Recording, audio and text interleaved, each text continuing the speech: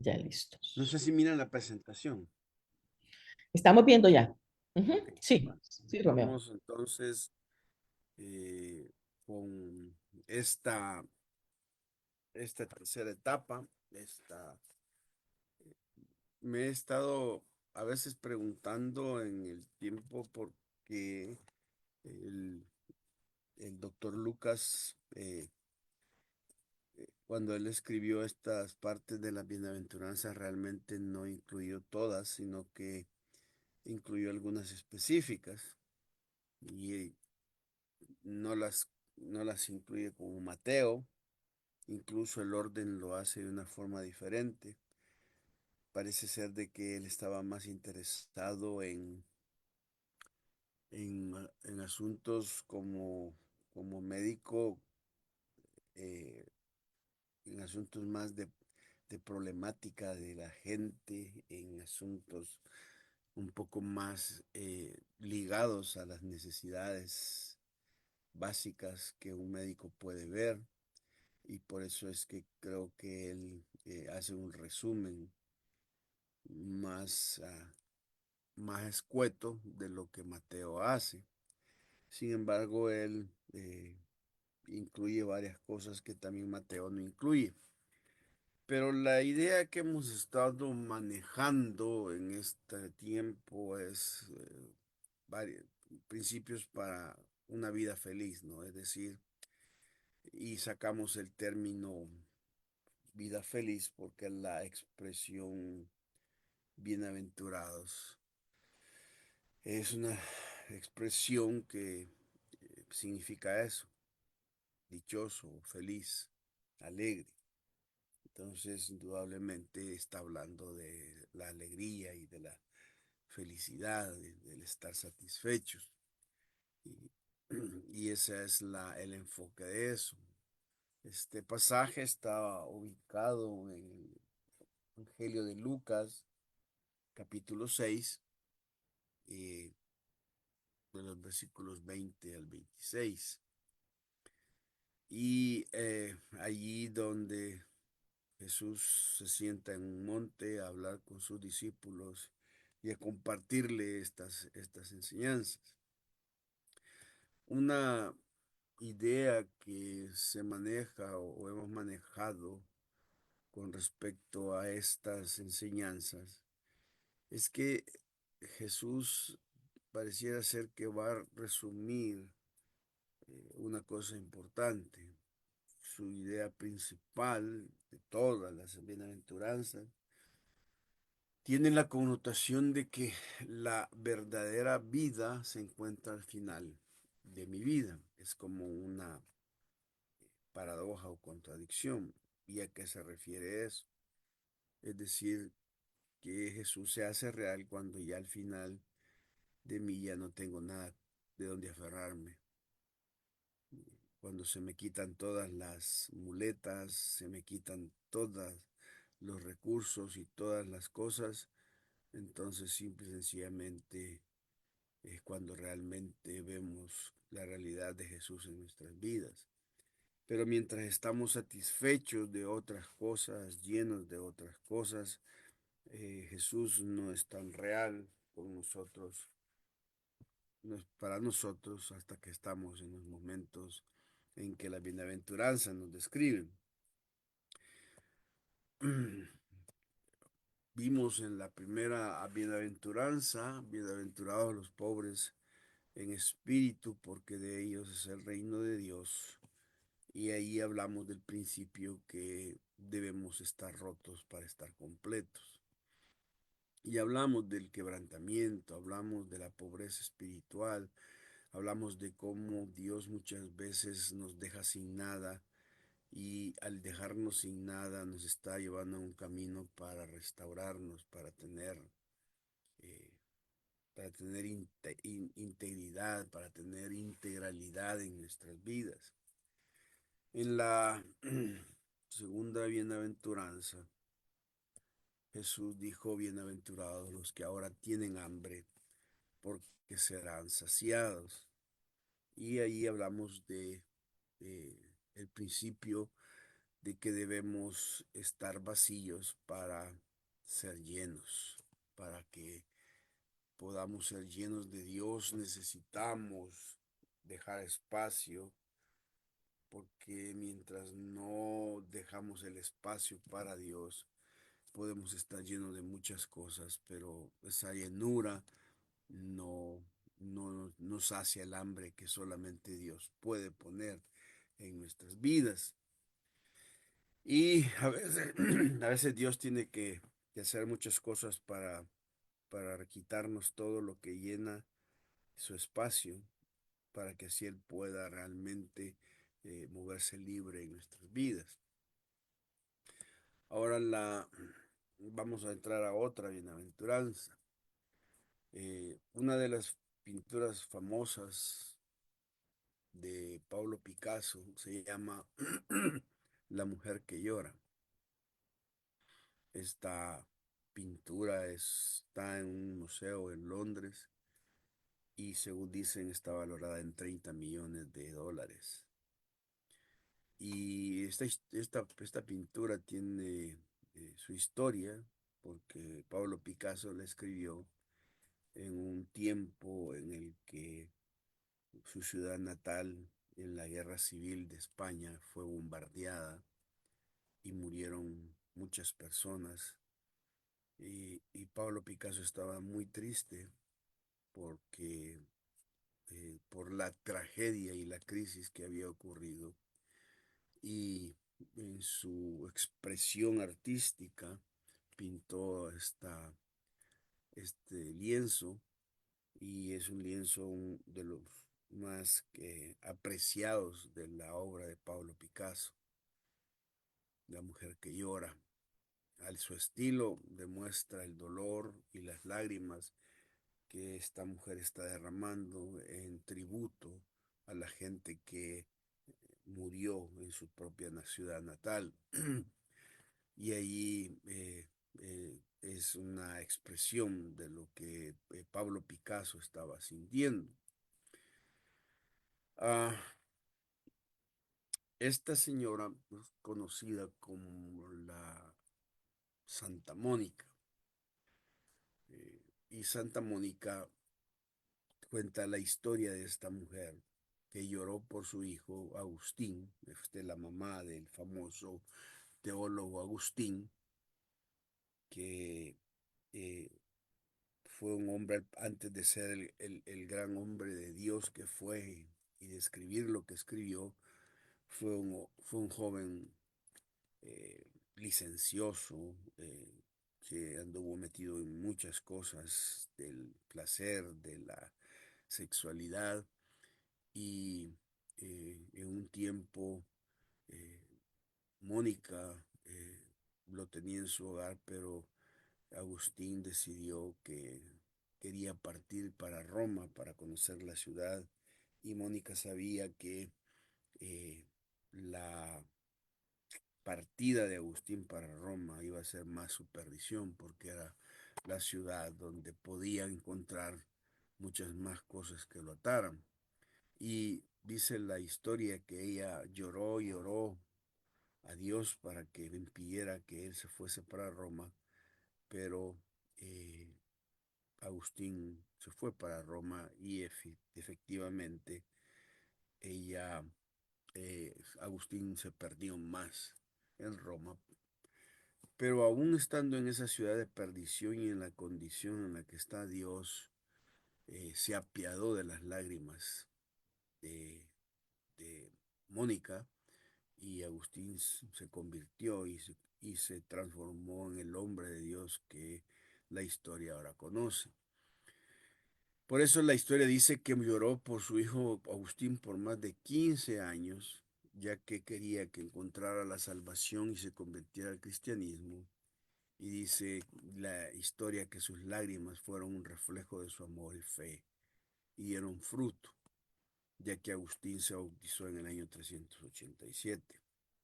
Por cierto, los descubridores de la costa californiana, dentro del barco en el que iba un fraile llamado Francis, y cuando se acercaron a la costa de California, eh, este hombre vio la belleza de la costa de California y los manantiales, y habían algunos manantiales que caían con tanta fuerza que parecían lágrimas.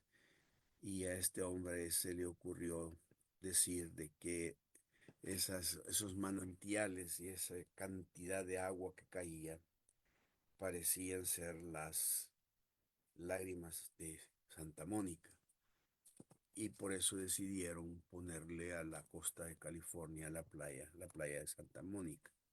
De ahí tomaron su nombre cuando lo descubrieron. Y esa es la forma en que llamaron a esta costa Santa Mónica en honor a esta mujer. Hay una frase que en uno de sus libros o en una de sus meditaciones ella escribe y dice que cada lágrima derramada en oración es un puente que acerca tu corazón al corazón de Dios. Y es una frase muy profunda que nace de una mujer que realmente derramaba lágrimas en oración por los seres queridos, sobre todo por su hijo. Este otro hombre, para mí pues, ha sido un hombre, fue un hombre que creo que tuvo mucho impacto en la música, en la poesía. eh, Desafortunadamente murió asesinado en Guatemala y yo creo que murió a muy temprana edad. Este hombre es Facundo Cabral, un argentino que era un trovador, poeta, con versos bastante revolucionarios que tocaban el alma, la manera en que él cantaba y mencionaba las cosas de la vida. Él no era un cristiano realmente, pero sí eh, tenía pues ciertas ideas, pero en uno de sus eh, poemas o cantos, él escribe esta frase: llorar no es perder la batalla, es entregar la carga a aquel que puede llevarla por ti. Y me gustó mucho porque eh, hace del llanto como no una pérdida, sino una batalla, pero también habla de que la manera en que podemos librarnos del llanto y no perder por el llanto es que debemos depositar nuestra carga a aquel que puede llevarla por ti. Y esa es una enseñanza muy interesante. Ah, esto nos lleva al hecho de pensar que en esta tercera bienaventuranza, Lucas nos va a introducir en el tema del lloro. Y por eso pone bienaventurados los que ahora lloran, porque reirán. Una vez más, es una contradicción el pensar lo que está eh, diciendo, es decir, cómo el llanto nos lleva a la risa. Y es así porque en la sinfonía de la vida el llanto quizás es la nota más grave, pero que también anuncia la melodía de la risa. Eh, en los ojos de Dios, las lágrimas no son un signo de derrota, sino que muchas veces es un eco del alma que clama por restauración. Llorar, hermanas, no es simplemente verter emociones, sino que esta bienaventuranza demuestra que llorar es un acto sagrado cuando se hace en la presencia del Creador. Incluso la escritura nos recuerda que Dios no solo ve nuestras lágrimas, sino que las recoge y las guarda.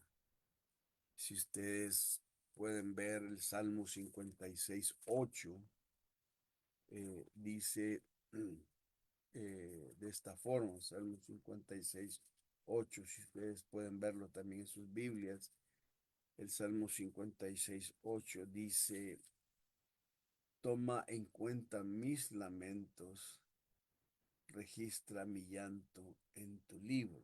Esta es la traducción NBI, pero la Reina Valera habla de que Dios tiene, y les voy a leer la versión de la Reina Valera, el Salmo 56, 8, y la Reina Valera dice en el Salmo 56, 8,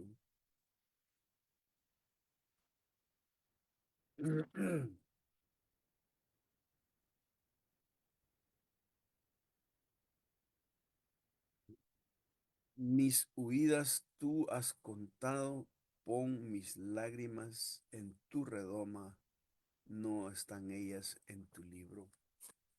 La idea del salmista es que Dios tiene, la redoma era como una especie de depósito. Y la historia del Salmo 56 nos habla de que Dios eh, tiene un libro para nuestro llanto y también ha recogido la, eh, las lágrimas y las tiene ahí, porque para Él nuestras lágrimas son apreciadas, son preciosas y no tiene, no las deja perderse.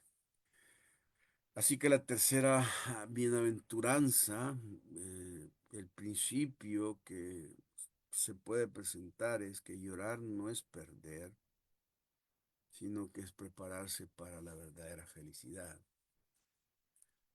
Llorar no es pérdida, sino que es preparación. Dios demuestra eso, es que nos lleva y nos conduce hacia algo. Bienaventurados los que ahora lloran, porque reirán.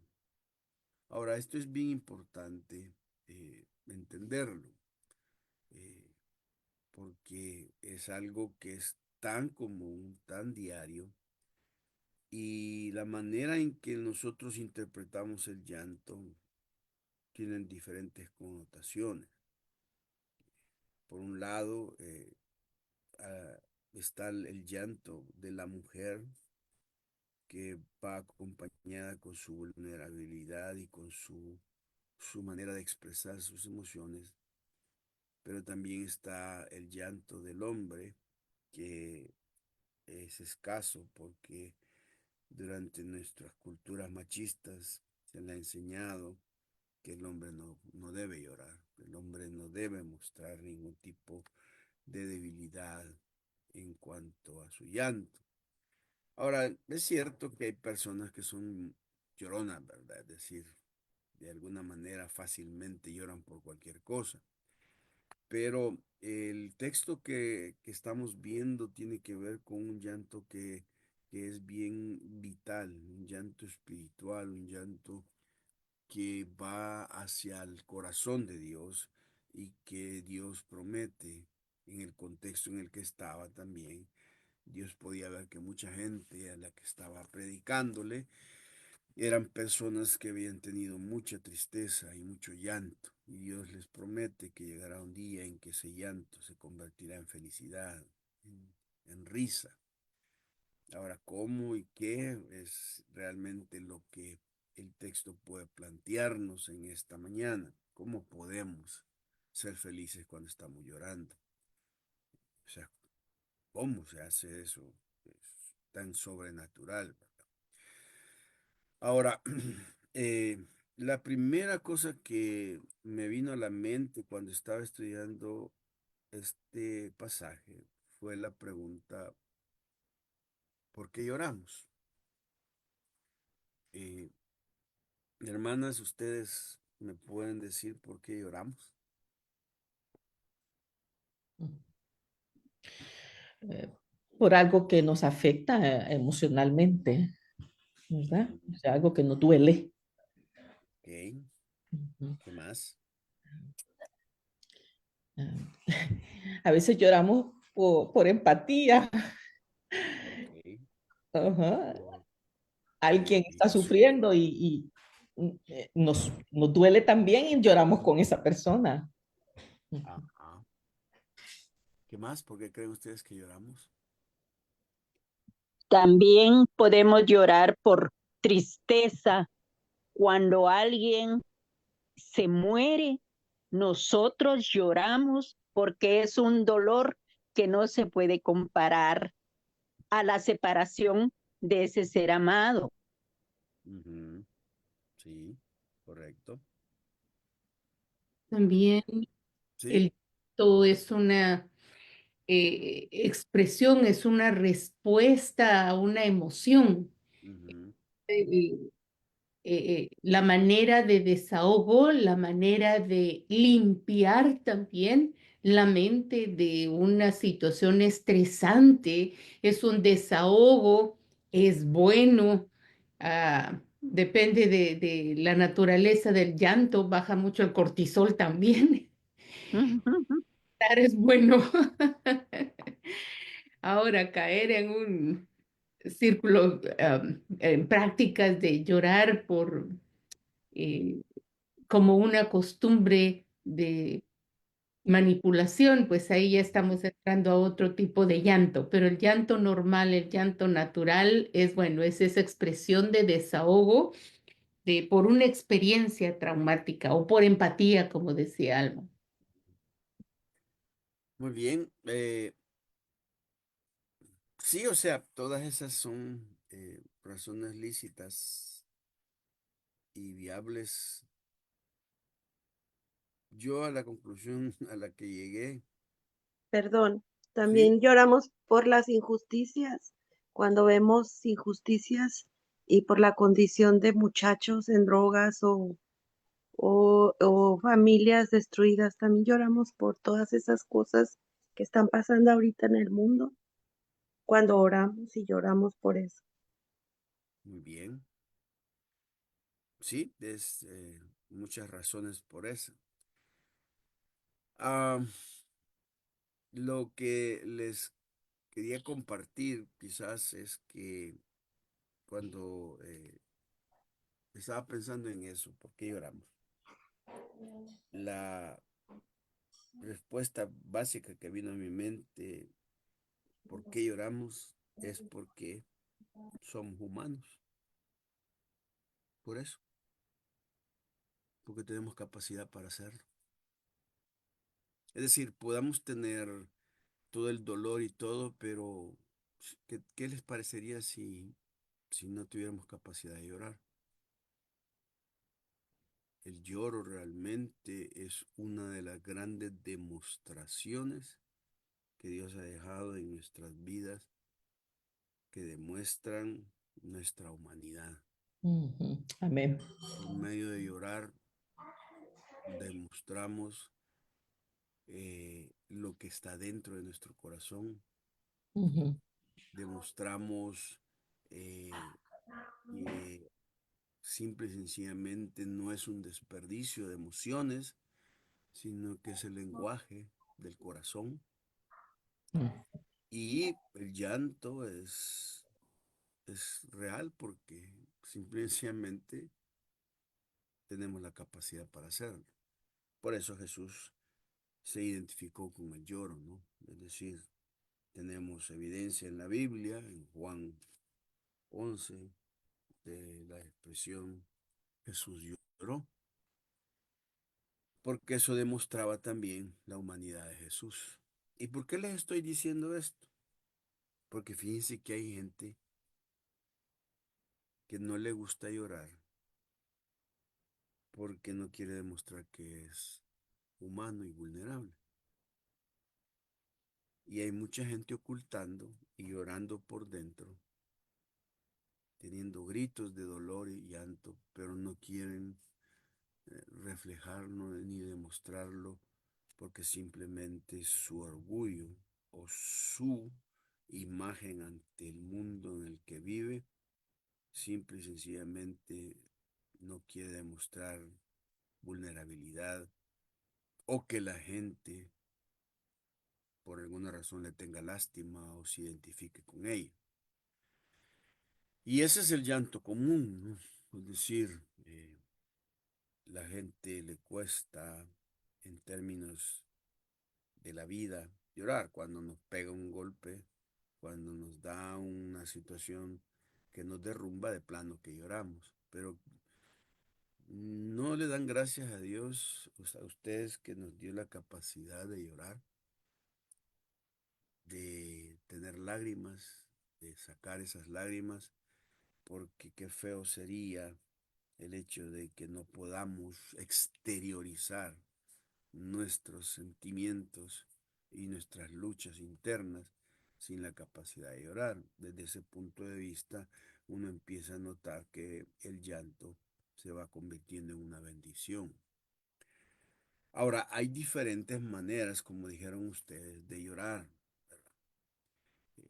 Porque se llora por asuntos de emotivos, asuntos de que la novela estaba tan muy emocionante que me hizo llorar, la película fue tan dramática que me hizo llorar, eh, no sé, alguna cosa que me hace llorar por razones X.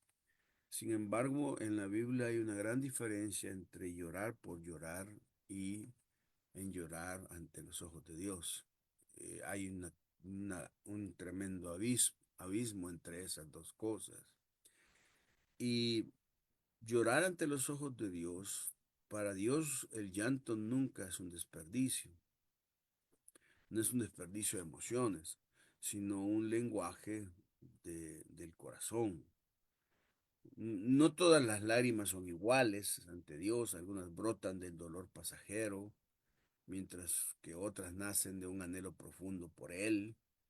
Y el llanto genuino, aquel que conmueve el cielo, es el que surge del quebrantamiento, del reconocimiento de nuestra dependencia y necesidad de su gracia. Ya les mencioné que Jesús mismo lloró, mostrando que el llanto puede ser una expresión de amor, de compasión y a veces incluso de fervor espiritual.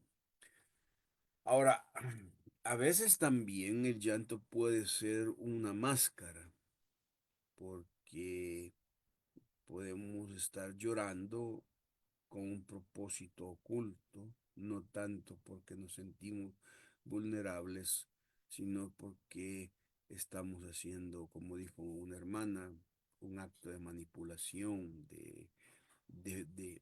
¿cómo se llama? De sacar en otra persona y manipularla para que haga muchas veces lo que queremos y hacemos.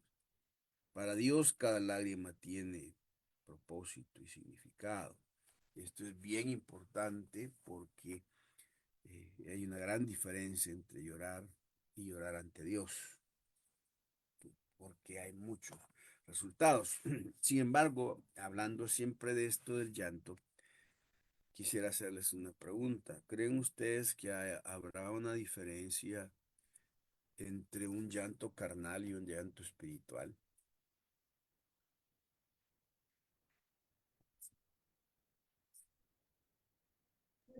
Yo creo que sí, Romeo, por lo que decía una de las hermanas ahí, ¿verdad? Que a veces se usa el llanto para manipulación. Y entonces, en ese sentido, pues el llanto está siendo usado para una cosa que no es la correcta, digámoslo así, ¿verdad? Entonces,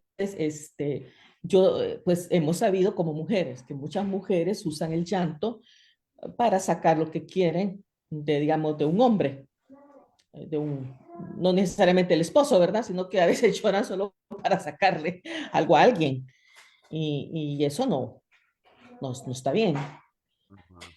Y ahí desde ese punto de vista se vuelve quizás como un llanto pues, carnal, ¿verdad? Y, Ok, ¿alguien más? Sí, haciendo la diferencia entre uno y el otro, el llanto carnal tiene su origen en el orgullo, en lo que una persona no logró conseguir, no se dieron las cosas como quería o como esperaba, y esto le lleva a la impotencia, al enojo, la rabia, y resulta en llanto, precisamente por no haber conseguido lo que quería. Esa es la Claro. diferencia que miro. Y el llanto espiritual tiene ya el derramar el corazón, el espíritu delante de Dios en una súplica, en una presentación de una situación que le aqueja, que le duele, que viene a pedir ayuda y consuelo a quien sabe que le va a ayudar. O sea, le está derramando su corazón genuinamente a algo que le duele, a algo que necesita y que él se sabe no lo puede conseguir por él solo. Ujú. Sí, es cierto. Ustedes eh, han oído la famosa frase llanto de cocodrilo. ¿Han oído esa frase? Sí. Ujú. ¿Y saben De- de dónde viene esa frase? No, la verdad yo no. Sí, que se dice que los cocodrilos no tienen lágrimas, que no lloran, lágrimas de cocodrilo. Es- Lágrimas de cocodrilo. Pues fíjese que se ha descubierto un estudio que cuando el cocodrilo está engullendo su víctima y muerde con la mandíbula, le salen lágrimas. Entonces la idea es que las lágrimas de cocodrilo, mientras te están comiendo, están llorando, pero no son llantos de verdad Qué de barbaridad. gratificación, sino de que te están. Y por eso es que nace esa frase, lágrimas de cocodrilo, ¿va? Porque las lágrimas del cocodrilo no son lágrimas de misericordia, sino de que te está comiendo vivo, ¿va? Y es ¿cómo se llama? Un hecho que algunos han descubierto. El problema es que muchas veces, por ejemplo, ah, ya trasladándolo a otros niveles, a veces nosotros podemos interpretar, incluso en la iglesia, cuando digamos hay situaciones donde personas han cometido eh, errores o pecados, los vemos llorar y los vemos. Y a veces nosotros creemos que por un llanto realmente una persona se ha arrepentido. Eh, en la Biblia nosotros encontramos el ejemplo de Pedro y de Judas y uno nota que los dos de alguna manera tuvieron una acción. La Biblia dice que Pedro, cuando negó a Jesús, se fue, salió del lugar donde estaba y lloró amargamente.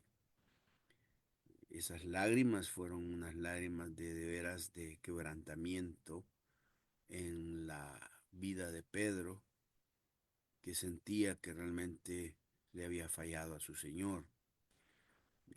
La Biblia no registra la idea de que Judas haya llorado, pero demuestra que el hecho de querer regresar y de sentir eso, en algún momento en su vida tuvo que haber alguna repercusión. Pero hay una gran diferencia entre las lágrimas del arrepentimiento y las lágrimas del remordimiento, porque la Biblia, el apóstol Pablo dice que el arrepentimiento que es de Dios conduce a la vida y a la vida eterna, mientras que la tristeza, según el mundo, conduce a muerte. Entonces hay una diferencia grande entre estar triste porque uno ha ofendido a Dios y estar triste porque uno no se perdona a sí mismo, pero su enfoque no está en Dios, sino en Él y en el hecho de que le remuerde lo que hizo, pero no tomó una decisión de una restauración en la vida con su relación a Dios. Y hay muchas personas que lloran por su pecado, pero no tanto por arrepentimiento, sino por remordimiento. Y por eso podemos caer en el error de pensar que esta persona realmente está restaurando una relación con Dios. Por eso el llanto puede llegar a ser muy confuso y a veces puede engañarnos. Por eso es importante entender eso. Pero digamos que hay 5 principios para diferenciar el llanto carnal del espiritual. Primero, el origen del llanto. El llanto emocional nace de una reacción momentánea a las circunstancias de la vida, mientras que el llanto espiritual surge de una conexión con Dios, un sentido de que necesitamos transformación o que realmente hemos ofendido a Dios. No es una reacción, sino que es una devoción hacia Dios. Otra cosa que es importante con la diferencia es el efecto en el corazón. Miren, un llanto carnal o emocional en realidad genera desesperanza, genera angustia, incluso ese llanto puede generar rencor. En cambio, el llanto ante Dios lleva a la paz, a la rendición y debería llevarnos a una cercanía, a una mayor cercanía con Dios. La dirección de las lágrimas es también importante. El llanto carnal siempre se enfoca en nosotros mismos, en nuestras heridas, en cómo me siento, en lo que me pasa, en lo que no me han dado, en lo que no he obtenido, en lo que me hace falta.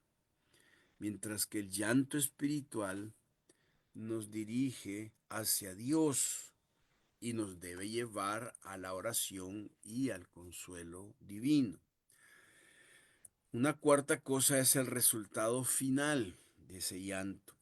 El llanto carnal o emocional muchas veces termina en agotamiento y vacío, y a veces solamente es como una especie de catarsis. Es algo que me rebalsa y saco todo lo que tengo, pero realmente al salir no estoy recuperando nada de mi vida interna.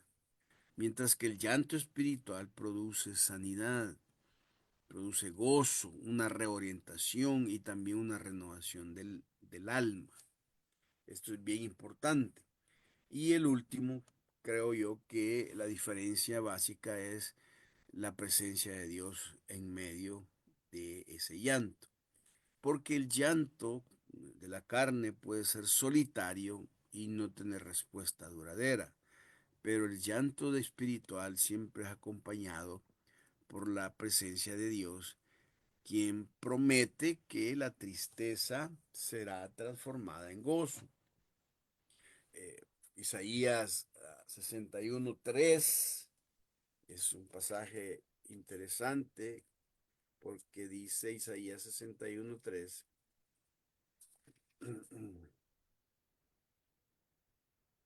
que hay ordenar a que los afligidos de Sión se les dé gloria en lugar de ceniza, óleo de gozo en lugar de luto, manto de alegría en lugar del espíritu angustiado, y serán llamados árboles de justicia, plantío de Jehová, para gloria suya. Y el versículo 2 dice que él ha venido a proclamar el año de la buena voluntad de Jehová, el día de venganza del Dios nuestro, y consolar a todos los enlutados. Es interesante que la expresión enlutados en Isaías 61, la palabra hebrea tiene que ver a todos los que están llorando. Entonces, nosotros tenemos la esperanza que no estamos solos. El llanto carnal siempre da la idea de la soledad, de que solo somos nosotros, porque alguien nos ha fallado, porque alguien no ha estado con nosotros, porque hemos tenido. Pero cuando lloramos espiritualmente es porque sabemos que la presencia de Dios está en medio de ese llanto y que Dios trae una promesa como la que vamos a ver más adelante de restauración, de que Dios va a cambiar la situación o que la situación que estamos viviendo realmente es una plataforma para que Dios trabaje en nuestras vidas. Esto es bien importante porque a veces en nuestras iglesias o en otras iglesias y en muchas iglesias, a veces hay gente a través de la alabanza y de la adoración en un ambiente bien controlado, bien ejecutado, puede tener lágrimas, tal vez no necesariamente de Dios, sino lágrimas que nacen de la manipulación o de la emoción al escuchar un canto, pero que si al final yo estoy más emocionado por lo que canto y no estoy emocionado a quién canto, puedo tener un problema en la manera en que estoy emocionándome y teniendo ese llanto. Esa es quizás una cosa que realmente podemos tener como un problema. No sé, hermanos, ¿qué piensan ustedes de eso? ¿Tienen algún comentario en este momento? Sí, tremenda cosa lo que acabas de decir. Y es cierto, creo que últimamente, eh, perdón lo que voy a decir, vea, muchos predicadores y muchos ministerios de alabanza quieren movernos en ese sentido a que nuestras emociones salgan de esa manera. Pero, pero el objeto a quien van esas lágrimas realmente no es a Dios, ¿verdad? Sino que a ellos mismos. Ujú, Y en ese sentido, pues la verdad es que nosotros muchas veces no sabemos cómo llega la gente a la iglesia. Y sí puede ser que haya personas ahí que han llegado con un gran problema, con una gran situación. Eso solamente ellos y Dios lo saben. ujú, Y al escuchar algo, esas lágrimas pueden ser verdaderamente por lo que están viviendo y derramar en ese sentido lágrimas al Señor. Pero hay otras personas que uno pues puede pensar, saber por qué está llorando esta persona, o es parte del show, a veces es parte del show, correcto. porque a veces hay cantantes que usan eso para de veras manipular y ellas mismas lloran y entonces no sabes, o sea, que Dios nos perdone si juzgamos mal en ese sentido. Pero como hoy estamos con eso, la manipulación a las masas y que aquí la gente se emocione, pone este canto, porque con este canto van a llorar. Ujú, Y la verdad que muchas veces, si somos sinceros, nosotros a veces no nos emocionamos con ese tipo de canto, sino que a veces oímos una de esas alabanzas donde tu corazón se conecta con el Señor y por ejemplo, pues nos podemos derramar nuestra alma con eso, pues, el castillo fuerte es nuestro Dios, ujú, defensa y buen escudo, ¿verdad? Puedo yo emocionarme con eso en mi momento solo con Él y derramar ante el Señor dándole gracias porque Él es eso para mí. O sea, depende a veces de cómo yo estoy queriendo relacionarme con Dios en ese sentido, ¿verdad? sí. O, Ahora, hay un canto, perdóname, Romeo, hay un canto que nosotros lo hemos traducido, estoy bien con mi Dios. sí, Y el canto en inglés dice, It is well with my soul. sí. ¿Verdad? Es diferente la traducción que han hecho, pero a mí ese canto de veras me pone a pensar, estoy bien realmente con mi Dios. Y cuando si yo estoy bien con mi Dios, yo puedo derramar lágrimas ante Él y decirle, gracias Señor, porque estoy bien contigo y sin importarme lo que pueda estar yo pasando, porque ese es el tema del canto, ¿verdad? Correcto. Eso es lo que, bueno, esa es mi opinión en cuanto a esto. Ha sido usada el llanto en las iglesias para manipulación, para sacarle algo a la gente, pero en medio de eso sí podemos encontrar personas que quizás genuinamente están llorando delante de Dios. Correcto. ¿Alguien más quiere compartir algo? Mm. Romeo, yo, Marta Eugenia, buenos días. Hola. Ah, hola, yo creo que sí es cierto la manipulación, pero creo que sí es cierto la presencia de Dios que mueve todo nuestro ser, nuestras voluntad, la mente, el corazón, las emociones y muchas veces, quizás voy a hablar desde la experiencia personal, porque es tan difícil realmente a veces ponernos de juez y no debemos, ¿verdad?, de los otros. Pero yo creo que como tenemos que adorar al Señor con nuestra razón, ¿verdad? Entender quién es Él cuando estamos cantando. Y como acaba de decir Almi, cuando tú estás adorando al Señor, estás eh, metido en esos tiempos de alabanza, pueden venir olas de llanto de lo que tú le estás diciendo al Señor, de que tú experimentas su presencia de una forma, porque Él siempre está presente, yo sé, es que no estoy diciendo que está o no está, pero hay una presencia a veces de Dios que te quebranta de gozo, de gratitud, de adoración, y no es manipulación, ¿verdad? De los que están ahí arriba. Como decía Alma, a veces yo canto en mi casa, Jesús es mi Dios soberano, ¿se acuerdan ese himno? Jesús es mi Dios Sí. soberano, y empiezo a llorar, y no hay nadie, y estoy en mi cuarto. Mm. Entonces creo yo que en un momento dado sí es cierto, ¿verdad? Y es cierto, vale la aclaración, lo que tú dices de la manipulación que hay hoy en día, pero el Señor quiere que todo le rindamos a Él, nuestras emociones.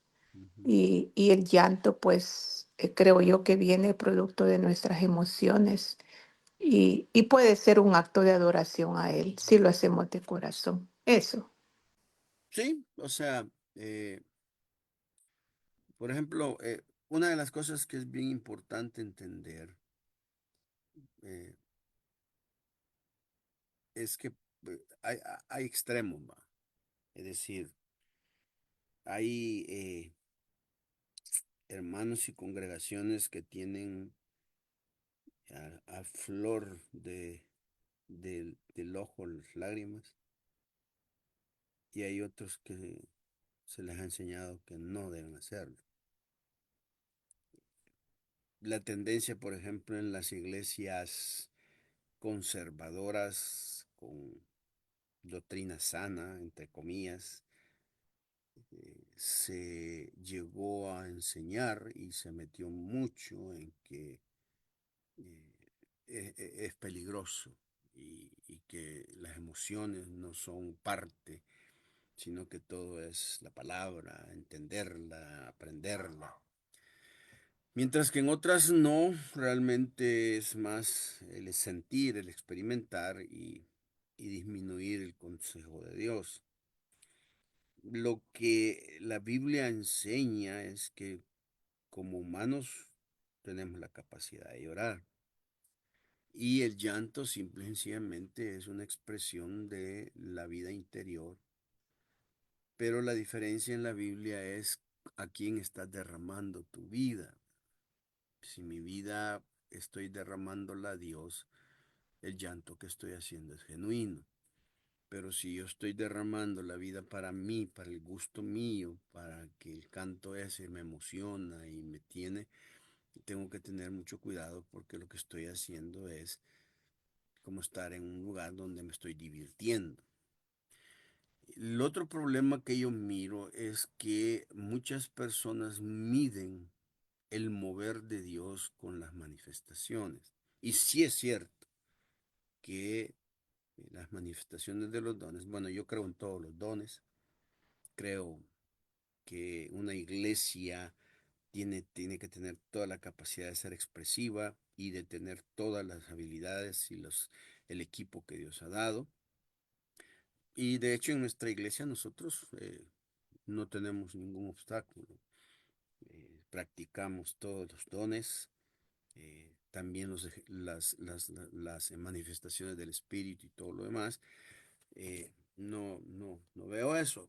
Pero una de las cosas que yo he aprendido es que muchas veces la alabanza y la adoración, tanto como los que ejecutan como los que vamos a oír, tenemos la sensación de que la adoración y la alabanza es para nosotros. Y por eso es que muchas veces, a veces salimos y decimos, ay, hoy no me gustó la alabanza, hoy no estuvo muy buena, hoy no estuvo inspirada, hoy esto y Así lo es. otro, cuando realmente lo que tenemos que entender es que nosotros cantamos, adoramos y tenemos la alabanza no para nosotros, sino que es para Dios, porque la audiencia central de nuestra adoración y alabanza es Él. Entonces, si perdemos a Dios del trono, todo lo que hacemos se convierte en carnal, porque es la presencia de Dios la que hace la diferencia de nuestra espiritualidad. Y por eso es importante que muchas veces diferenciemos eso, pero sí definitivamente tenemos que expresar y tener un corazón genuino para Dios, y cuando nosotros tenemos ese corazón tienen que haber diferentes expresiones que incluye el llanto y todo lo demás. Una de las cosas que veo yo es que a veces nosotros cuando cantamos lo que cantamos no conocemos la experiencia del autor de el canto que nos motiva a adorar a Dios. Por ejemplo, el canto de que Alma mencionó, estoy bien con mi Dios o estoy bien con mi alma. Los bautistas lo traducen alcancé salvación y le dieron todavía otro giro más al himno. Ese himno, estoy bien con mi Dios, fue escrito por un hombre llamado Horacio Spafford, y él escribió ese canto porque él iba a unas conferencias, él era un pastor que iba a unas conferencias a Inglaterra y llevaba a su familia, pero él se fue primero en el barco, llegó a Inglaterra, se adelantó y su familia, su esposa y sus dos hijas iban en el siguiente barco. Y cuando él estaba en la conferencia, le dijeron que el barco se había hundido y se había muerto toda su familia, ahogada. Eso fue un golpe tremendo para él y pasaron varios meses donde él sufrió mucho, lloró mucho por la muerte de su familia. Y de regreso, cuando regresaba a su patria, eh, pasando por el lugar, la gente le dijo que ese era el lugar donde se había hundido el barco. Y él se hizo esa pregunta, que por qué era que, o sea, cómo sería ahora su relación con Dios. Y se sentó y la frase que le vino a la mente fue, estoy bien en mi alma, estoy bien con mi Dios. Y a partir de esa experiencia escribió ese himno. Cuando uno oye eso, o sea, uno se da cuenta de que, o sea, los himnos y la música que nacen en la presencia de Dios son himnos que inspiran, son himnos que motivan, son cantos. Y no solo estoy hablando de los himnos, porque las nuevas generaciones también han generado una himnología, aunque muchas veces a nosotros los viejos ya no nos gusta y anhelamos los viejos himnarios porque tenían más poesía y más cosas, pero realmente es importante entender muchas veces que mucho de lo que escribieron los autores eran experiencias de llanto, de tristeza y de luchas en la presencia de Dios. Himnólogos que eran depresivos, himnólogos que estuvieron a punto de, ¿cómo se llama?, de suicidarse.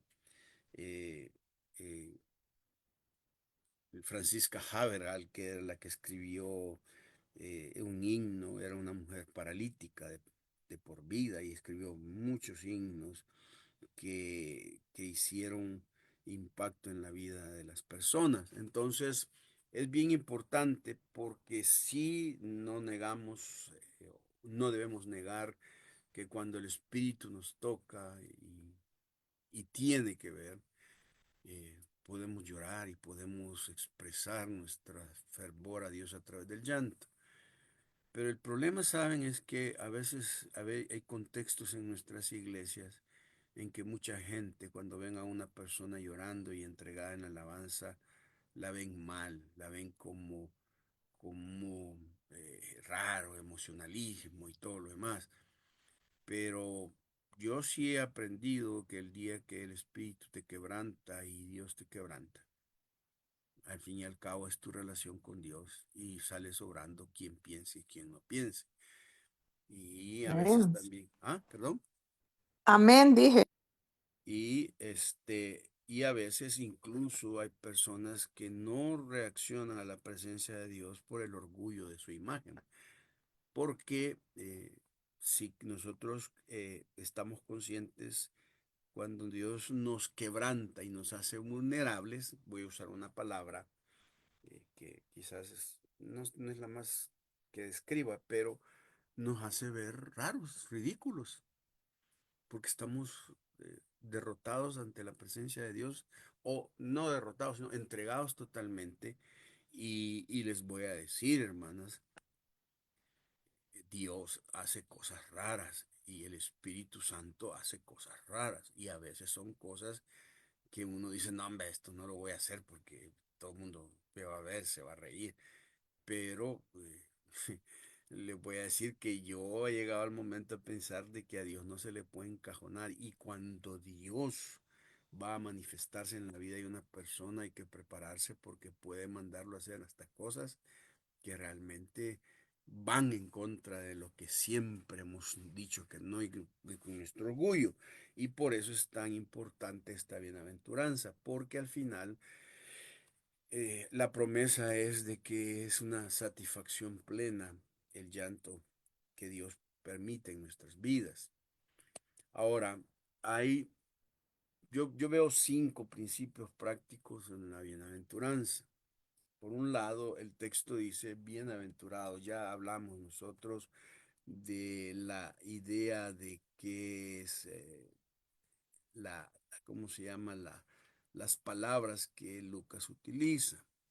Ya hemos hablado de que el uso de la palabra Macario, que es la palabra bienaventurado, la Biblia la mira no como una felicidad pasajera, sino como una plenitud duradera, y el sentido de la palabra es sentirse que uno vive bajo, o tener la dicha de vivir bajo el favor de Dios. Y eso nadie lo puede quitar. Es decir, a pesar de las dificultades, a pesar de todas las cosas que pueden ocasionarme tristeza y llanto, la idea de Dios de ser feliz, es decir, es tener la idea de que tenemos la promesa de que vivimos bajo el favor de Dios. En la expresión que Lucas utiliza allí, de los que lloran, la palabra llorar allí es un llanto no como una lagrimita, sino que realmente está hablando de un llanto profundo. La palabra que se utiliza para un sollozo de angustia. Esta palabra es asociada ¿cómo se llama? Con la situación o con las circunstancias de cuando Pedro lloró tras negar a Jesús. Es decir, cuando Pedro dice que lloró y le agrega el texto amargamente, en realidad es solo una palabra, y es esta misma palabra, que la idea es un llanto desmedido, un llanto lleno de tristeza, de amargura, de sentirse eh, simple y sencillamente indigno. Lo que quiero decir es que la palabra no es una lágrima superficial, sino que la palabra que Lucas utiliza es un quebranto genuino. Incluso Lucas, por ser médico, utiliza una palabra que puede llegar a usarse dentro del contexto de una persona que está totalmente descontrolada emocionalmente hablando. Cuando Jesús utiliza la palabra llorar, no es que nos imaginemos unas lagrimitas, nos imaginamos a una persona en desesperación que tiene un llanto profundo que incluye hasta el grito, la manera fuerte de ese llanto. Y eso es lo que muchas veces, y también agrega que bienaventurados los que lloran Ahora, eso implica que un tiempo presente que demuestra, hermanos, que el llanto o sugiere que el llanto va a ser una experiencia real y que va a estar presente en los momentos de la vida, que no siempre va a estar en el sentido, pero que nosotros no debemos obviar el hecho de que en el contrato que firmamos con Dios, si no vimos las letras chiquitas decían que habrán momentos de llanto, habrán momentos de tristeza, habrán momentos de sufrimiento, momentos en los que la experiencia va a ser de pérdida, de sentirse desolado. Sin embargo, el contrato también dice que esos momentos son, pero no es el destino final. No vamos a terminar así, vamos a pasar por momentos de ese tipo y no debemos verlo como ¿qué me está pasando? ¿Qué raro? ¿Por qué esto? ¿Por qué Dios hace esto conmigo? No, ya viene. La Biblia siempre nos muestra, Dios siempre fue claro en cuanto al ofrecimiento de su seguimiento y siempre les dijo a todos antes de seguirlos el precio que tenían que pagar y si estábamos dispuestos a hacerlo. El problema es que si no nos explicaron a nosotros, los que quizás nos discipularon o no leímos la Biblia bien, no nos dimos cuenta de que la vida cristiana es una vida que lleva experiencias muchas veces de tristeza, de llanto, de insatisfacción y la vamos a pasar y Dios nos va a ministrar. Pero luego agrega la promesa, una promesa futura. Jesús dice, reirán.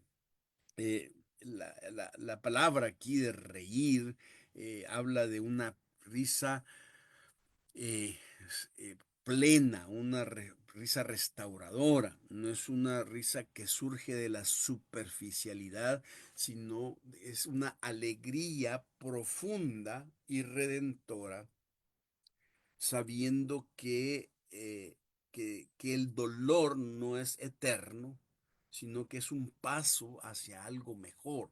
Por eso es que Jesús dice, esa alegría va a venir, porque el llanto que proviene del quebranto y la dependencia de Dios es el preludio de una alegría inimaginable. Por eso es que le puse el título a esta bienaventuranza, que el llanto no es pérdida, sino una preparación para la felicidad, porque es un paso que se nos lleva a nosotros a eso. Eh, Nosotros encontramos en la Biblia cosas y promesas. Santiago nos insta que nuestra risa superficial se transforme en llanto, porque solo un corazón contrito puede ser verdaderamente restaurado. Eh, en Apocalipsis 21:4 dice, encontramos el cumplimiento de la promesa que Dios enjugará toda lágrima de los ojos de ellos. Dios no solo promete risa, sino el fin definitivo del llanto. Y entonces nosotros podemos ver que eh, la bienaventuranza nos puede dar por lo menos 5 consejos prácticos. Primero, yo creo que la bienaventuranza dice que hay que soltar lo que me duele para recibir lo que sana. Es que miren, hermano, si nosotros no soltamos lo que nos está doliendo, nos está presionando. Y Dios no puede sanar mientras nosotros no digamos, ok, suelto esto y lo entrego en tus manos. El problema de nosotros es que muchas veces queremos sanar sin soltar o nosotros queremos hacer la sanidad. Pero cuando nosotros metemos mano en lo que nos afecta, no vamos a poder sanar. Porque Dios promete que el que sana y el que ayuda y el que nos da la satisfacción y la risa y la alegría es Él. pero nos cuesta soltar los juguetes, nos cuesta hacer muchas cosas. Por ejemplo, nosotros podemos tener hijos que estén pasando por problemas difíciles y creemos que somos nosotros los que tenemos que ayudarles y lloramos por ellos, sufrimos por ellos, lloramos constantemente, pero estamos metiendo mano en lo que Dios quisiera hacer en ellos. Y a veces lo que Dios está haciendo en ellos, lo que Dios está haciendo en ellos es cosas bien difíciles, porque simple y sencillamente eh, los puede pasar por procesos difíciles y queremos meter mano para que no les pase nada, para que le ayude, para que esto. Pero Dios siempre nos dice, soltá, déjame a mí, no te metas, porque si no te metes no vas a sanar, no vas a sanar. Entonces, el principio es, hay que soltar lo que duele para recibir lo que sana. Y decimos a Dios, Señor, me desprendo de esto, lo dejo ahí. Dejo este esposo, este hijo, esta hija, este trabajo, este jefe, esta persona, la dejo en tus manos, la entrego y al entregarla en tus manos voy a recibir sanidad. ¿Por qué? Porque ya no me voy a preocupar por ella, porque sé que Dios va a hacer las cosas que tiene que hacer con ella y mi corazón va a ser sanado. Y por eso es importante ese principio en esta bienaventuranza.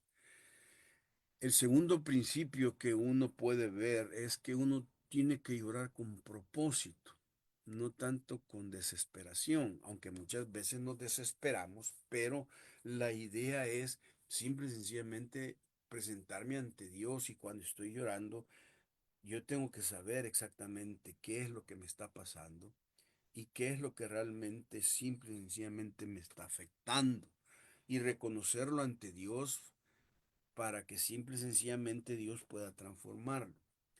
El problema es que muchas veces a nosotros nos han enseñado, lamentablemente nosotros los maestros de Biblia hemos también recibido de hombres de Dios enseñanzas que en un sentido podían tener principios buenos, pero que estaban un poco alejados de muchas cosas de la interpretación de la palabra. Yo, por ejemplo, la vez pasada les mencionaba que en en la historia del samaritano, nosotros siempre acostumbramos a decir que es la historia del buen samaritano. Y cuando uno lee todo el texto, Jesucristo jamás se refiere a este hombre como buen samaritano, solo se refiere a él como samaritano. Y la pregunta que uno se hace es de dónde sacamos que era bueno, pues, si ni siquiera Jesús lo dice. Lo sacamos de nuestra interpretación, de lo que las letritas negras aparecen ahí. De compartir en la iglesia que hablamos y decimos, no, mira, si no Dios no te sana, es tu aguijón en la carne. Es ese aguijón que Dios ha puesto en tu carne. Y cuando uno lee el pasaje donde está el asunto del aguijón en la carne, uno se da cuenta, primero que usamos esa expresión tan superficialmente porque Pablo dice que la razón por la cual Dios le da un aguijón en la carne era para que no se envaneciera o se enorgulleciera de las grandes revelaciones que Dios le había dado. O sea, la idea del aguijón en la carne en Pablo era para que no se le subieran los humos. Entonces, en ese sentido, me pongo a pensar, bueno, cuando a mí me dicen, no, es tu aguijón en la carne, yo me pongo a pensar, ¿por qué va a ser un aguijón en la carne si yo no tengo el nivel que, que, que, ¿cómo se llama?, que Pablo tenía? Y por otro lado, asumimos en el texto, y el texto no lo dice, de que ese aguijón en la carne nunca se le quitó a Pablo. Y a veces incluso buscamos versículos donde queremos dar a conocer de que Pablo siempre siguió en toda su vida, que tenía padecimiento de los ojos, porque Gálatas dice, mira con grandes letras os escribo, o que era epilepsia. La Biblia no dice que fue eh, eterno, que fue hasta que se murió, no lo dice.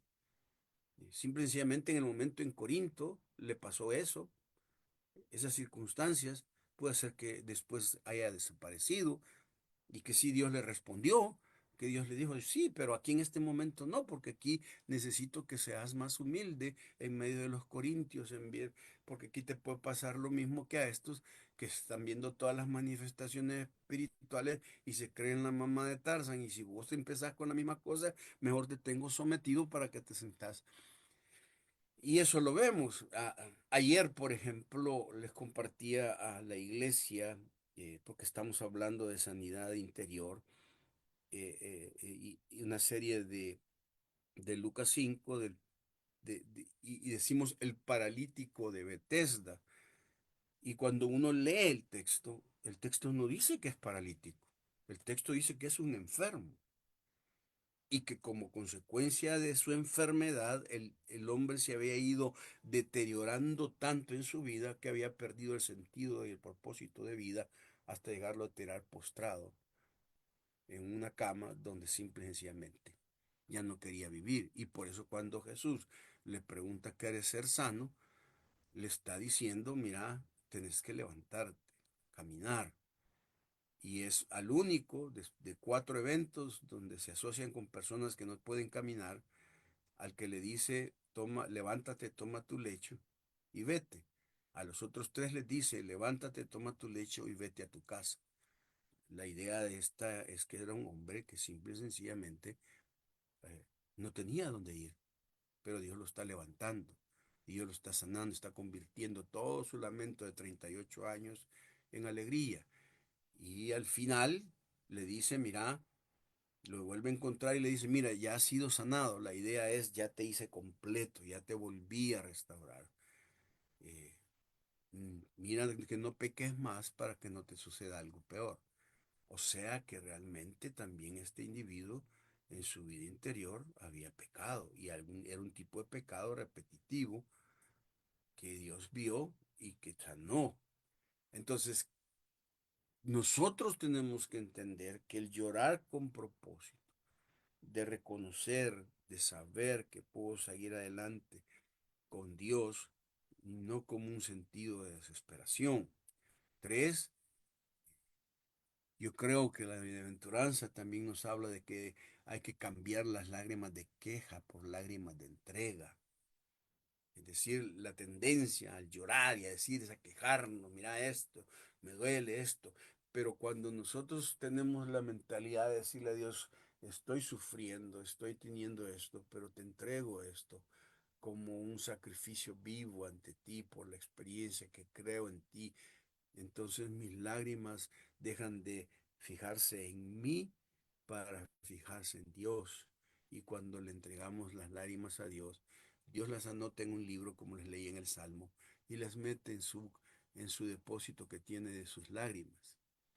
Yo creo que algunos tendrán un depósito chiquito, otros han de tener una cisterna llena de lágrimas, pero Dios las va acumulando porque Dios va tomando en serio nuestro llanto. Cuarto, hay que aprender a reír con fe, aunque tus ojos sigan llorando. Porque la risa que Dios promete en la bienaventuranza es una risa de fe. Porque estás llorando, pues, tus ojos están llenos de lágrimas. Pero la idea es que cuando lloras sabes que un día, en un momento determinado, las cosas van a cambiar porque el Dios en el que confiamos es un Dios que nos ha prometido la felicidad y que nos ha permitido vida plena y que va a venir. ¿Cuándo? No sabemos. ¿En qué momento? Tampoco. A veces se tardará un montón, pero Dios siempre va a cumplir su promesa en nuestras vidas. Y el quinto, abraza el llanto como el taller donde Dios va a esculpir tu gozo. Yo creo que, ¿cómo se llama? El llanto y las lágrimas y el sufrimiento hemos entrado al taller de Dios, en donde Dios va a quitarnos las aristas y va a pulirnos y sacar lo que tiene que sacar, y al final eh, lo que va a lograr y sacar de nosotros es que vamos a hacernos, a gozarnos, porque vamos a ser personas diferentes, personas más sensibles, más cercanas a Dios, sabiendo que el Dios que tenemos siempre va a estar en nosotros y va a estarnos ayudando. Este es uno de mis artistas favoritos hasta que murió. Eh, Fue conocido como el más grande mimo de todos los tiempos, Marcel Marceau, un francés que desarrolló la técnica de decir todo sin decir nada. Y en su biografía escribió una frase que me llamó mucho la atención. Él dice: la tristeza siempre lleva oculta la risa, pues hasta una lágrima que rueda por nuestra mejilla hace cosquillas. Y realmente me impactó, porque esto es realmente lo que resume la bienaventuranza. Bienaventurados los que lloran, porque van a reír.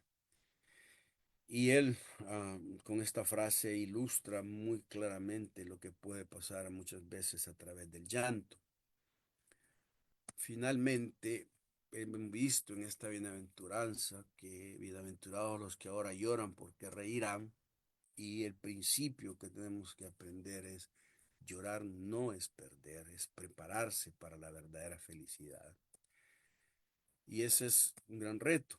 ¿Por qué? Porque llorar en la presencia de Dios no es signo de derrota, sino de transformación. Cada lágrima rendida a Él es un paso hacia una risa eterna. Atrévete a confiar en que el llanto de hoy será la alegría de mañana. Y la pregunta es: ¿te atreves a llorar con fe para reír con propósito?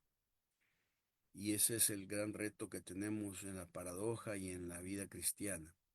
Por eso es que muchas personas no entienden al cristiano, porque tenemos cosas que a veces son un poco difíciles de asimilar, pero tenemos un Dios que tiene la victoria, que Él ha hecho y ganado ya la victoria. Nosotros somos vencedores, no porque ganamos la victoria, sino porque ganamos desde la victoria. Ya Dios nos hizo vencedores, y tenemos esa gran bendición.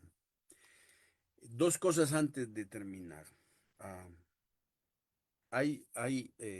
nosotros, bueno, estamos tratando de, de- de entender una espiritualidad diferente, más bíblica, menos denominacional, menos con estilo. Pero eh,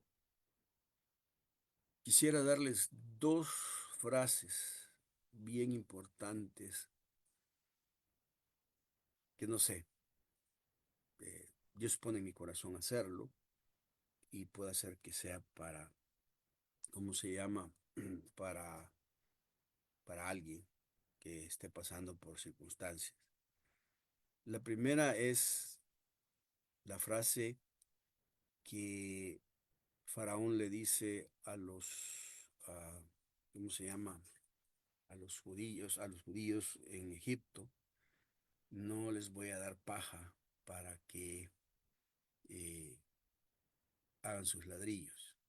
Entonces la vida de los judíos se convirtió en una vida de ladrillos sin paja. Y eso les complicó totalmente la vida, porque aparte de que tenían que cumplir con la cuota, con lo que tenían que hacer, se les agregó una carga más, y eso les hizo mucho. Y la paja era el elemento esencial para que fuera un buen ladrillo. Hermanas, habrán tiempos en la vida en que Dios te va a pasar por periodos en los que tienes que producir sin paja en tus ladrillos. Porque lo interesante del caso es que, a pesar de que les quitaron la paja, los judíos siguieron produciendo. Y hay momentos en la vida en que se nos va a quitar hasta los recursos más indispensables, las cosas que necesitamos para funcionar bien, las cosas que nos daban mayor productividad. Dios las retira, pero la idea es, aunque no tengas paja, tenés que seguir produciendo, tenés que seguir haciendo. Y deben entender que la experiencia de ladrillo sin paja es la experiencia que nos lleva hacia la libertad, porque Dios sacó libres de Egipto a los israelitas y nos lleva a que los que nos quitaron los recursos se conviertan en los que nos vuelvan a dar recursos, porque la historia muestra que los egipcios, cuando salieron los israelitas, dice que Dios los puso en favor de ellos y le dieron todas sus joyas, le dieron todos sus tesoros. Así es que salieron libres y salieron con más recursos. Pero el tiempo de ladrillo sin paja, mi hermana, no la vamos a poder quitar. Y eso significa que no nos debe postrar, que no nos debe detener, sino que simple y sencillamente decir, bueno, es un tiempo así, pero Dios todavía me está diciendo que debo producir. No estoy derrotado porque no tengo lo necesario. Y la otra cosa es que en la historia del hombre de Bethesda y en las otras historias, siempre Jesús, cuando los liberó y les dio la vida plena, siempre les dijo, toma tu lecho y vete a tu casa. Y me daba siempre la sensación de decir, ¿por qué Dios siempre insistía en que la gente agarrara su cama donde había estado tirado y se la llevara? ¿Por qué no decir, déjala ahí tirada y andate ya para tu casa? Porque el lecho para estas personas representaba lo que les había dominado toda la vida.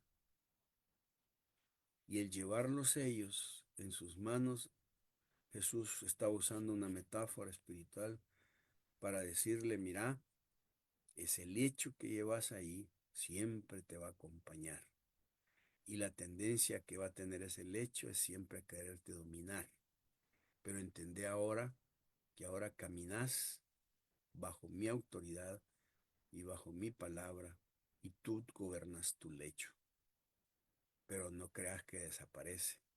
Cuando perdás otra vez mi palabra y mi autoridad, vas a volver otra vez a caer en ese lecho. ¿Y qué quiero decirles con esto?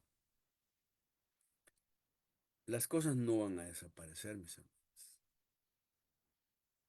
Las cosas las vamos a tener que luchar con ellas.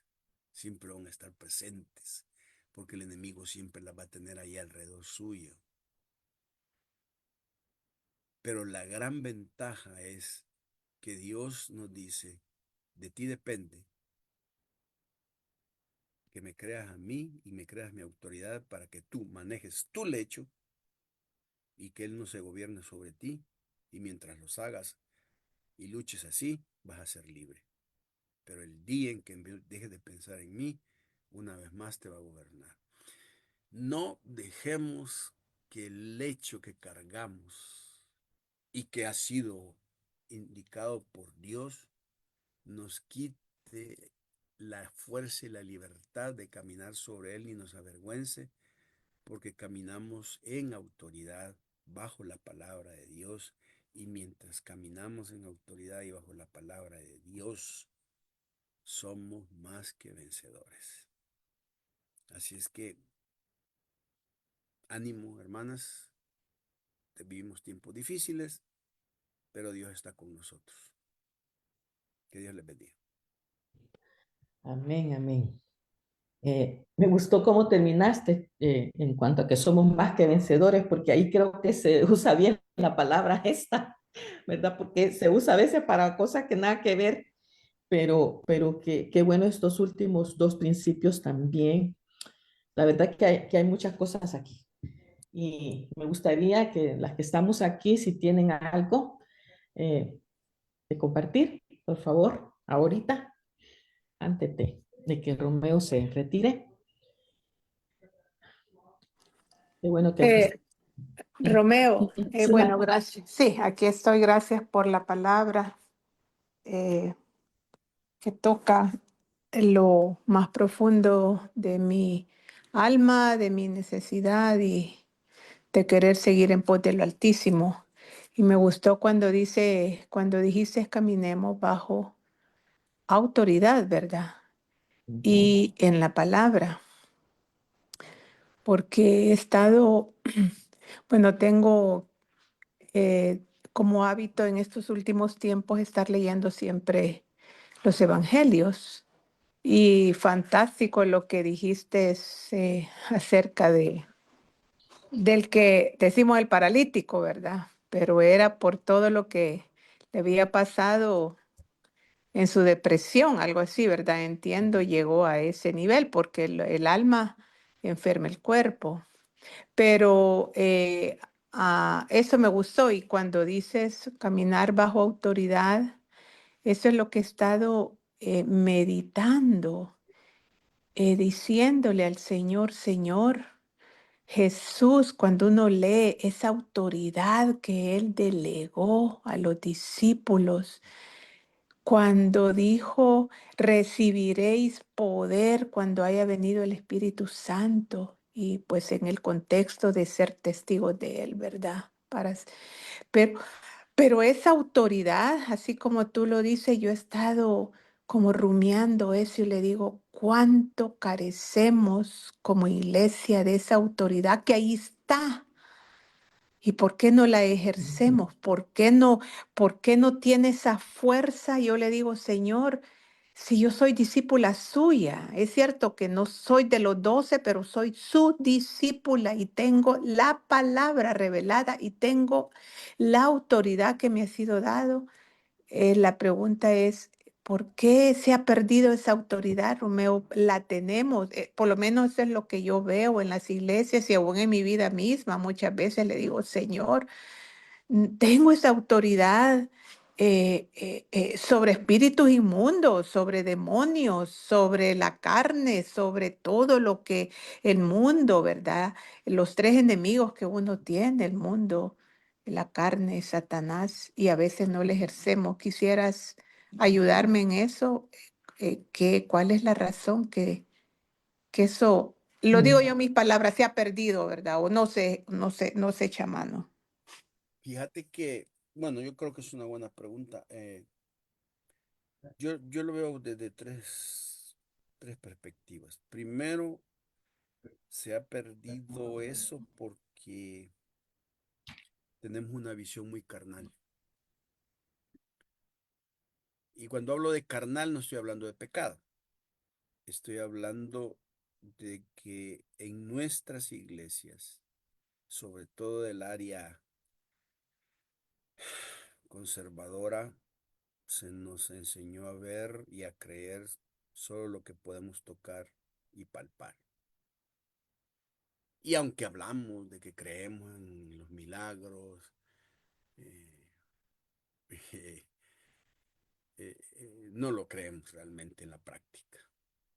Yo, por ejemplo, les he hecho estas preguntas a varias iglesias cuando están en Hechos 2, que los discípulos son metidos presos y que luego son sacados de la cárcel, llegan a la iglesia y les informan y dicen que se sienten dignos de sufrir por Cristo, y la iglesia comienza a orar.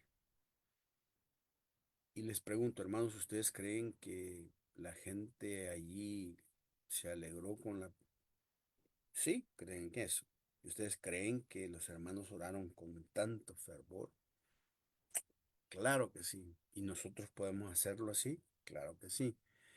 Y les digo, hermanos, ¿ustedes creen que nosotros podríamos orar así con el fervor de esa gente? Y al decirme sí, y les digo, y entonces, ¿ustedes creen que si oráramos al fervor de esa gente, temblaría la iglesia, el edificio? Y entonces ahí ya no. O sea, la gente dice, no, porque eso era para ellos, allá. Y la pregunta es, ¿quién dice eso? Entonces empezamos con ideologías, no porque tiene que haber un propósito, no porque eso es lo que pasó aquí, que allá, que esto y lo otro, que... Entonces nuestra visión es una visión muy periférica en lo material. Si no lo vemos, no lo tocamos, no lo sentimos, no sentimos que sea real. Eh, pero vos ves en la Biblia que llega el criado de Eliseo y le dice, mira, estamos fritos porque el ejército nos ha rodeado totalmente y nos van a matar. Y Eliseo le dice, no, cálmate, si somos más nosotros que ellos. Y cuando Geisi oye la frase de Eliseo, más que ellos, él dice, uno, dos, y empieza a contar y llega a contar 300.000 soldados. Y dice, este maestro está loco, porque él dice que dos es superior a 3.000 o a 200.000. ¿Cómo está esto? Que este hombre dice que somos más que ellos. Y entonces Eliseo dice a Dios, Señor, abrile los ojos. Y la idea es, Padre, quítale la visión material y hacerle ver los ojos espirituales. Y cuando Dios le abre, mira carros de fuego, ángeles por todos lados. Y el hombre dice, ah, pues sí, usted tiene razón. ¿Por qué? Porque está viendo otra cosa. Yo estoy viendo solo la carne. Ahora, muchos van a decir, no, pues que ese era Eliseo y Eliseo era un profeta y todo y bla, bla, bla, bla. Yo no puedo hacer eso. Y la pregunta es, ¿en qué momento realmente yo puedo ser inferior en un ministerio como el de él? La iglesia ahora tiene muchas otras herramientas que la gente no tenía en el Antiguo Testamento. Entonces, una cosa es esa. Perdón usar la palabra, nos domesticaron para que nuestros ojos de la fe solo se asocien con lo real. ¿Y saben qué? Lo real no es lo que estamos viendo. Lo real es lo invisible. Porque nosotros estamos rodeados de cosas que ni siquiera nos damos cuenta porque no tenemos ese discernimiento espiritual. Ahora, no todos lo tienen que tener, pero por eso es que Dios simple y sencillamente hizo muchas cosas. Entonces, ese es uno. Segundo, el hecho de que eh, la iglesia simple y sencillamente anuló dones que eran básicos en el Nuevo Testamento y que eran, eh, ayudaban a ver a tener esa visión espiritual y que ahora ya no, pues. Y lamentablemente muchas de nuestras teologías, aunque digamos que sí creemos en esto y lo otro, no lo creemos en la práctica. Por ejemplo, en la Biblia nosotros encontramos el ejercicio del vidente. Y en el Nuevo Testamento también tenemos el ejercicio del vidente. El vidente es aquel que tenía la capacidad de poder ver más allá de lo material y tener una visión espiritual. Los profetas tenían, algunos tenían, eran videntes, otros no. Por ejemplo, Ezequiel era un vidente porque tenía visiones que sobrepasaban. Jeremías no era vidente, pero era profeta, porque no hay en la narración de Jeremías que él vea grandes visiones. Daniel era profeta, pero también era vidente. Habacuc era profeta, pero vidente. Y eh, a veces nosotros ya no creemos en eso en nuestras iglesias. Y hay gente que está dotada con esos dones, con esas capacidades y habilidades. Hoy se discute si hay profetas o no hay profetas. El problema es que la discusión no tiene que ver, o sea, miren, nosotros en la iglesia hemos confundido oficio con don. En el Antiguo Testamento había oficio de profeta. En el Nuevo Testamento hay don de profecía. Y hay una gran diferencia. Por eso es que en la Biblia, en el Nuevo Testamento, el concepto del profeta como función, como puesto, desaparece. Porque Dios derrama todo el Espíritu Santo en su iglesia. Pero sí ejerce ciertas facultades en ciertos hermanos en Cristo y hermanas en Cristo que simple y sencillamente tienen esas habilidades proféticas y que tienen que ser usadas para poder sensibilizarnos de esa dimensión. y solo creemos. Y fíjense que esto o sea, esto es un error craso histórico que ha hecho tanto daño a la iglesia, porque no solamente en el asunto del profeta o del apóstol, por ejemplo, en el Nuevo Testamento el apóstol era un puesto, una función, pero en el Nuevo Testamento hay un don apostólico. No es como los del Nuevo Testamento, pero sí hay un don apostólico y el don apostólico no es el de misiones, el que va a las misiones. El don apostólico era la persona que tiene la capacidad para saber con anticipación más que la iglesia en el grueso hacia dónde Dios se está moviendo y hacia dónde Dios quiere llevar a la iglesia. Y eso era la capacidad, por ejemplo, Pablo dice, no, Dios dice que los gentiles, tomamos los gentiles. Y la gente cuestionó, no, pero ya nos comprobamos que sí. Entonces siempre había ese tipo de cosas. Entonces nosotros hemos anulado porque hemos confundido. Incluso, hermanos, y esto les va a sonar, no sé, el puesto de pastor no existe en la Biblia, ¿no? Y hemos hecho lo mismo como con el puesto de profeta. Y por eso para mí es risible escuchar discusiones, grandes discusiones, preguntando si una mujer puede ser pastora.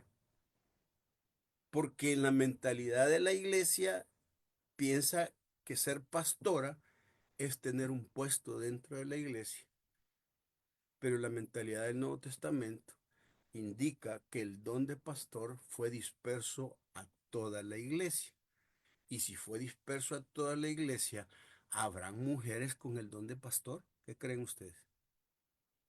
Amén. ¿O Lo solo el don creo. o solo el don de pastor es para los hombres? No.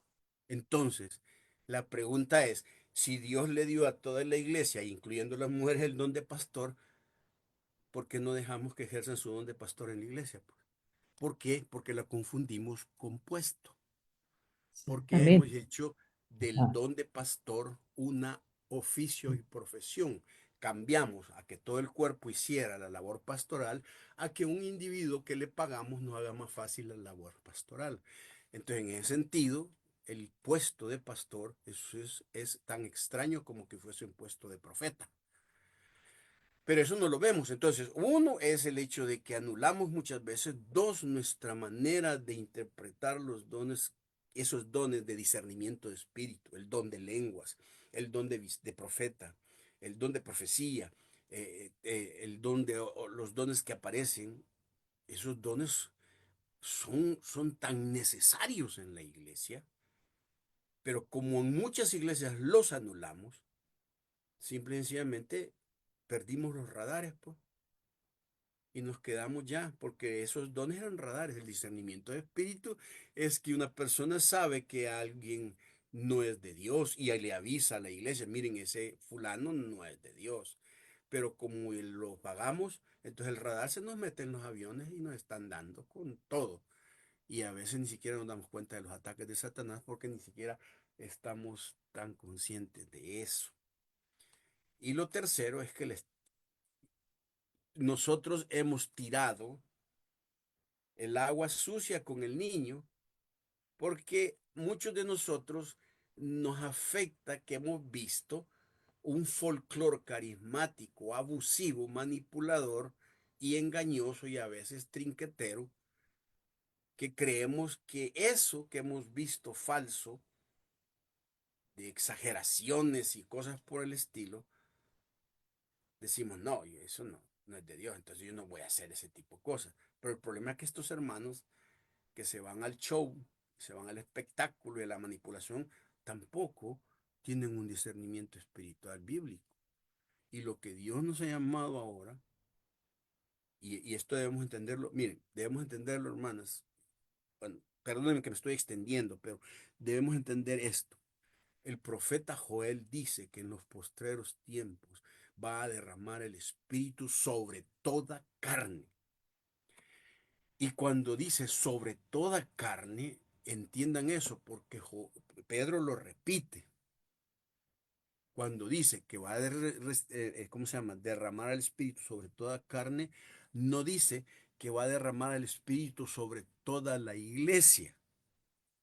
Noten bien la diferencia. Él dice que va a derramar el Espíritu sobre toda la carne. Lo que viene a decir es que viene un movimiento del Espíritu Santo que va a inquietar a toda la humanidad y a la iglesia incluida. Y el texto dice que los jóvenes harán esto, los amos van a hacer esto, los esclavos, y dice que los viejos tendrán sueños. Cuando uno mira todo el estatus que pone, incluye todas las edades. Entonces, yo llegué a la conclusión de que ese famoso estribillo que usamos en nuestras iglesias, que el futuro de la iglesia son los jóvenes, es falso. Porque, en primer lugar, si estamos esperando que el futuro de la iglesia sean los jóvenes, al ver a los jóvenes hoy, estamos fritos con el futuro. Entonces, ¿cuál es el futuro de la iglesia? El futuro de la iglesia somos todos, incluyendo los viejos. Y por eso es que tenemos que asumir hoy el hecho de que viene un movimiento en el que tenemos que estar listos para abrir nuestros ojos del espíritu y meternos en una batalla espiritual que necesitamos hacerlo. Pero indudablemente tiene que venir de Dios, pues, porque solo Dios puede hacer eso en nuestras vidas, romper nuestros esquemas y nuestros paradigmas y hacernos todo eso. Entonces, por eso creo que muchas de nuestras iglesias solo son actividades del domingo, porque eh, son actividades y no vemos lo de Dios porque son actividades y son cultos que el hombre controla y no Dios. Porque saben, por ejemplo, el famoso programa en las iglesias. Todas las iglesias dicen, ¿cuál es el programa del domingo? Bienvenida, oración, alabanzas, eh, ofrenda, predicación y despedida, oración por los enfermos. Y pretendemos decirle a Dios que Él tiene 1 hora y media para manifestarse entre nosotros. Y hay gente que entra en crisis cuando el programa no se cumple. Cuando nosotros vemos en la Biblia, en el Nuevo Testamento, la iglesia del Nuevo Testamento, no tenía programa, el programa lo ponía Dios, pues. O sea, ahora, claro, hoy en nuestro mundo, no, pero es que no vamos a pasar todo el tiempo en la iglesia. ¿Por qué no? O sea, ¿por qué no? Ah, no, es que tampoco vamos a parar, es que escuchar que estén hablando 3, 4 horas. ¿Por qué no? Pablo pasó predicando toda la noche en Troas, hasta se desbarrancó un bicho porque se durmió. Pablo lo resucitó y siguió predicando hasta el día siguiente. Y era domingo cuando estaba haciendo eso. Y el domingo, el día siguiente, toda esa gente desvelada se fue a trabajar. Nosotros para hacer una media vigilia o una actividad que exige un sacrificio, buscamos que el día que sigue sea feriado o que sea viernes para que el sábado la gente amanezca tranquila y pueda descansar. Entonces, ¿cómo queremos que Dios se manifieste si lo que pedimos son $3 de Dios cada domingo? Entonces Dios dice, ok, si $3 quieren de mí, $3 les voy a dar. Pero aquella pasión y aquella búsqueda de esperar a que Dios se manifieste y se muestre, hermanos, la hemos perdido totalmente por todas nuestras actividades. Entonces, perdóname que me alargué, pero es precisamente por eso no se ve eso. Gracias, hermano Romeo. Claro, claro, claro, gracias. Y estoy de acuerdo con todo lo que dijiste. Así es. Gracias, Romeo. Duras cosas, pero es la verdad. Y este para otra discusión otro día. Que Dios nos ayude. Pero es cierto, hemos puesto a Dios en una cajita y de esa cajita no nos queremos salir. Es tan fácil, ¿verdad? Que Dios nos ayude, que Dios nos ayude realmente, porque quizás muchos de nosotros hemos tenido la culpa de encajonar al Señor. Y para varias de las que están aquí, una de las cosas que sí quizás nos anima, ¿verdad? Es el hecho de que muchas de nosotras ejercemos el don de pastor, pero no el puesto. Y creo que por ahí es donde debemos de seguir nosotras, ¿verdad? Ejerciendo el don de pastor, de pastoras, porque sí tenemos muchas ovejitas que nos buscan, a las que nosotras pastoreamos, damos de comer, y nuestro anhelo, nuestro corazón es seguir haciendo eso, no buscar un puesto. Porque creo que ahí es donde entramos en los conflictos, que muchas mujeres están buscando el puesto y no ejercer el don que pueda hacer que Dios les haya dado. Así que animémonos nosotras, que con esas ovejitas que el Señor nos ha dado, seguirlas pastoreando, ayudando, alimentando, porque para eso es el pastor, para alimentar, para ayudar, para consolar. Pues con este pasaje que hemos visto, es para llorar con ellas, simple y sencillamente, llorar con ellas y llorar para que después también nos podamos reír plenamente con ellas, ¿verdad? Amén. Así que el Señor nos siga ayudando, bendiciendo y que nos dé el discernimiento que necesitamos en este tiempo. Y es cierto, yo estoy muy de acuerdo con Romeo. Si dejamos la iglesia ahorita con esta juventud que tenemos, ¿para dónde vamos a ir a parar ustedes? Sí, hay unos que otros jóvenes que sí salen de de toda, ¿verdad? Y esos son espectaculares, pero Dios mío, no podemos. Así que los viejos todavía somos necesarios en las iglesias para seguir formando a esta gente que viene, ¿verdad? Que Dios nos ayude. Muchísimas gracias y seguimos adelante. El próximo domingo sigue la otra parte de las bienaventuranzas también y vamos a prepararnos para esta que viene, la siguiente bienaventuranza aquí en Lucas. Y gracias, Romeo. Que Dios te bendiga, Dios les que te bendiga, siga usando. hermanas. Cuídense. Amén, así es. Y para terminar, solamente aquí terminamos este tiempo con Romeo, pero hay un canto que fíjense que lo descubrimos hace más de 20 años nosotros. Hace ya como 30 años. Un grupito mexicano, no sé si estos músicos siguieron con esto, pero es un canto, ese grupo cantaba alabanzas que de veras te hacían pensar y reflexionar. Y quiero compartirles ese canto porque ese canto casi no lo conocemos. Y es un canto que se llama Tiempo de Llorar. Y yo he tenido la oportunidad de compartirlo con algunas personas, hermanas que han estado en tiempo de llorar.